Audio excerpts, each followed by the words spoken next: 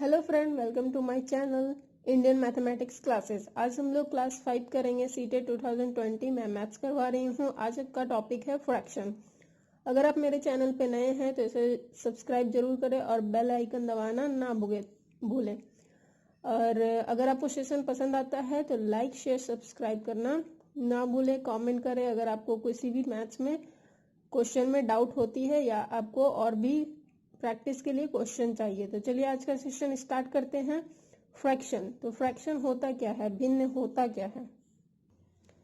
जब किसी संख्या को p बाई क्यू मीन्स अंश और हर मीन्स न्यूमरेटर और डिनोमिनेटर के फॉर्म में लिखते हैं तो वैसी संख्या को कहते हैं फ्रैक्शन नंबर। ठीक है, वैसे संख्या को क्या कहते हैं? फ्रैक्शन।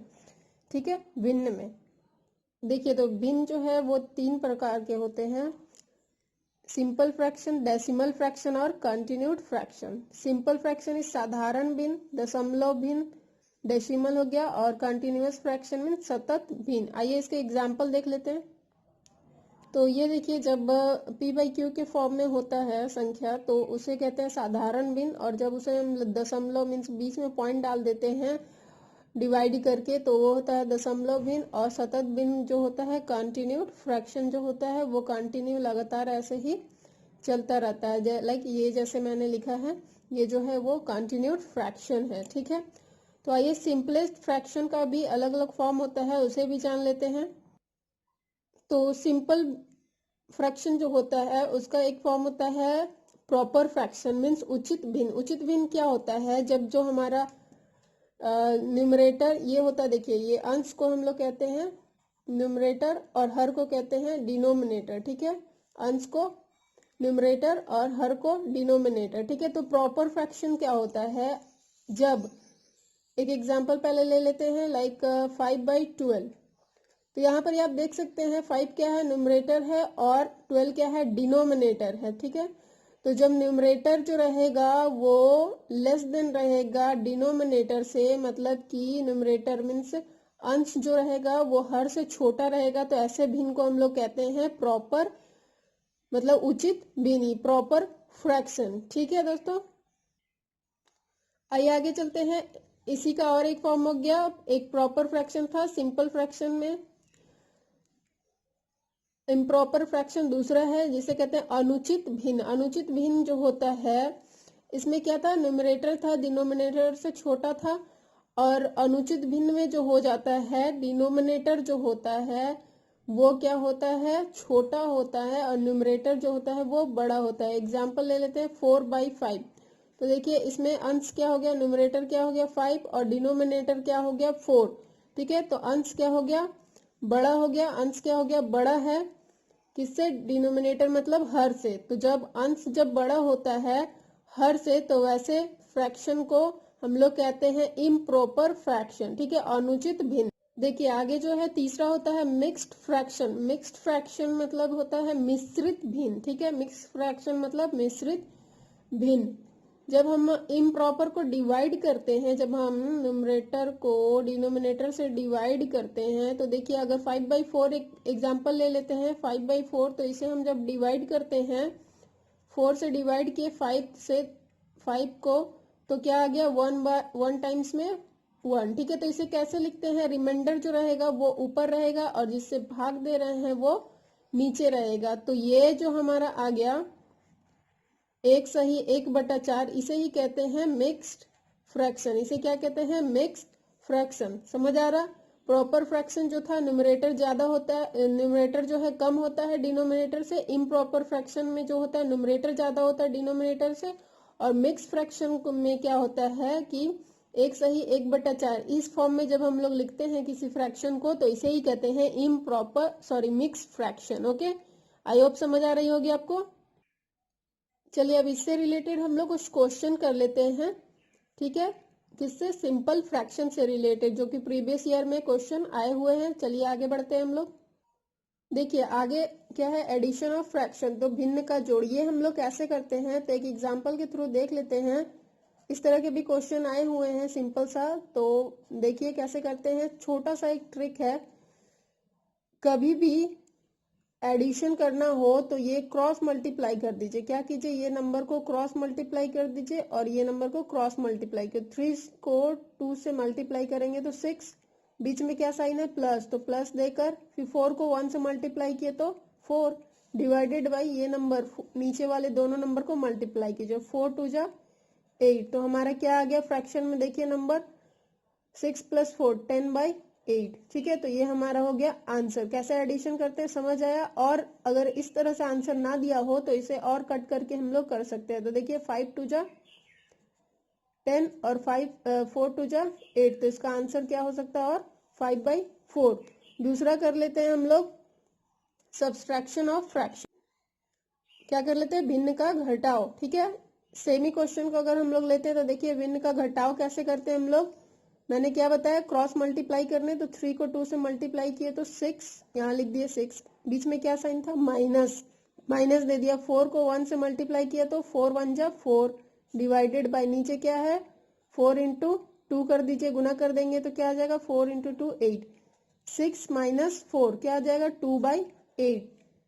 इसे ऐसे भी लिख सकते हैं और इसे कट करके 1/4 भी लिख सकते हैं, 1/4। तो इसका सब्सट्रैक्शन क्या आ गया 1/4। ठीक है, आगे कर लेते हैं हम लोग इक्विवेलेंट फ्रैक्शन, मतलब कि तुल्य भिन्न। तुल्य भिन्न होता क्या है, सपोज कीजिए कि एक नंबर है 3/4। ठीक है, इसमें अंश, न्यूमरेटर क्या है, अंश है 3 और डिनोमिनेटर मीन्स हर क्या है 4 है।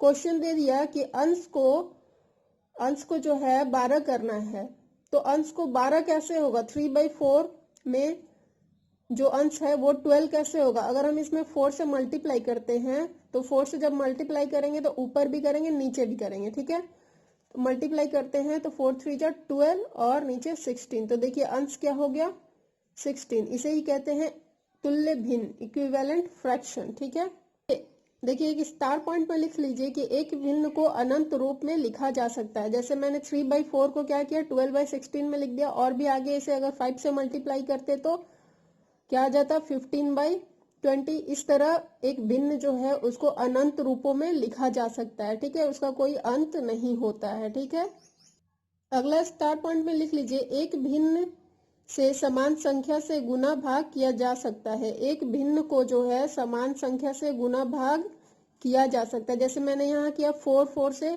गुना भी किया और भाग भी किया। ठीक है, 4 से गुना भी किया और भाग भी किया। तो इस तरह एक भिन्न को समान संख्या से गुना भाग किया जा सकता है। ये 2 पॉइंट बहुत ही इंपॉर्टेंट है, कभी भी आ सकता है एग्जाम में, इसलिए ये जानना बहुत जरूरी है। देखिए यहाँ देख लेते हैं सिंपल फ्रैक्शन को हम फ्रैक्शन में कैसे देख सकते हैं, कैसे पता कर सकते हैं कि वो सिंपल फ्रैक्शन है। तो सपोज कीजिए कि एक फ्रैक्शन दिया हुआ है 20/35। ठीक है, 20/35, तो इसका जो लास्ट टर्म होगा मीन्स इसका जो ऐसा रूप जो और ना कटे। ठीक है, ऐसा रूप जो और ना कटे। जैसे देखिए अगर इसे हम 20 को 5 से डिवाइड करते हैं और नीचे भी क्या करते हैं 35 को भी 5 से डिवाइड करते हैं, तो क्या हो जाएगा 4/7। और ये कटेगा क्या, नहीं कटेगा। तो यही जो होता है इस क्वेश्चन के लिए 4/7 जो होगा वो इसका साधारण भिन्न होगा। क्या होगा, साधारण भिन्न या फिर सिंपल फ्रैक्शन। ठीक है, समझ आ रही होगी आपको। चलिए आगे कर लेते हैं असेंडिंग ऑर्डर और डिसेंडिंग ऑर्डर। बहुत लोग को पता होगा लेकिन कुछ लोग होंगे जिन्हें नहीं पता होगा, तो आइए फिर से समझ लेते हैं। असेंडिंग ऑर्डर क्या होता है, आरोही क्रम। मतलब कि ये जो होता है आरोही क्रम मतलब छोटा से बड़ा, जिसको बोल सकते हैं हम लोग बढ़ते क्रम में। क्या होगा, बढ़ते क्रम में। आरोही क्रम मतलब बढ़ते क्रम में, छोटा से बड़ा के ओर जाएगा। ठीक है, ऐसे इसका ग्राफ बना सकते हैं। और डिसेंडिंग ऑर्डर जो है अवरोही क्रम जो है ये क्या होगा, बड़ा से छोटा। देखिए इसका ग्राफ ऐसे बना सकते हैं, ये बड़ा से छोटा में आ रहा। ठीक है, ठीक है, तो सपोज कर लीजिए कि एक संख्या दी हुई है। ठीक है, कुछ संख्याएं दी हुई है 28 45 35 17। तो इसका असेंडिंग ऑर्डर निकालना है। क्या निकालना है, आरोही क्रम। तो ये क्या होगा, बढ़ते क्रम में। बढ़ते क्रम में मीन सबसे छोटा पहले लेंगे, सबसे छोटा क्या हो गया, इसका असेंडिंग ऑर्डर क्या हो जाएगा, सबसे छोटा 17। ठीक है, 17 के बाद क्या होगा 28, फिर 35, फिर 45। ये क्या हो गया असेंडिंग ऑर्डर। अगर इसी क्वेश्चन को हम लोग करते हैं डिसेंडिंग ऑर्डर में, मतलब कि अवरोही क्रम, इसको कहते हैं घटते क्रम में। क्या कहते हैं? घटते क्रम में, ठीक है। इसको क्या कहेंगे? डिक्रीजिंग ऑर्डर में। और ये क्या होगा? असेंडिंग जो होगा वो इंक्रीजिंग ऑर्डर में, ठीक है। तो क्या हो गया? 25, 45 और 35 और 17 को जब हम लोग करते हैं डिसेंडिंग ऑर्डर में तो क्या हो जाएगा? बड़ा, सबसे बड़ा क्या है? 45, देन 35, देन 28, देन 17, ठीक है। समझ आ रही होगी आपको। चलिए एक टेट 2011 का क्वेश्चन कर लेते हैं। दिया हुआ है कि उचित भिन्न मीन्स की प्रॉपर फ्रैक्शन। क्या? Proper fraction. तो प्रॉपर फ्रैक्शन क्या है इन चारों ऑप्शन में से? तो आप देख सकते हैं कि प्रॉपर फ्रैक्शन का डेफिनेशन क्या था कि जिसका अंश जो होता है मीन्स न्यूमरेटर जो होता है वो डिनोमिनेटर से कम होता है। तो इन चारों में से देखिए आपका अंश क्या है। देखिए पहला क्वेश्चन क्या है? अंश जो है कम है, अंश जो है कम है किससे? न्यूमरेटर से। दूसरा क्या है? दूसरा देखिए अंश है जो वो ज्यादा है किससे? न्यूमरेटर से। और यहाँ पर ही देखिए ये तो मिक्स फ्रैक्शन है तो ये ऐसे ही कैंसिल हो गया। ये 9 है, ठीक है, 9/8। तो इन चारों में से मुझे दिख रहा है कि 3/5 जो होगा इसका आंसर होगा। प्रॉपर फ्रैक्शन का डेफिनेशन क्या होता है? न्यूमरेटर जो होता है वो क्या होता है? कम होता है, लेस देन होता है किससे? डिनोमिनेटर से, ठीक है। आई होप समझ आ रही होगी आपको। चलिए एक क्वेश्चन कर लेते हैं। क्या दिया हुआ है? भिन्न को आरोही क्रम में लिखिए, मतलब कि असेंडिंग ऑर्डर में लिखना है। ये भिन्न दिया हुआ है 1/3, 3/4, 2/5 और 6/7, ठीक है। तो इस तरह के क्वेश्चन करने के लिए मैं आपको दो टाइप बताऊंगी, ठीक है।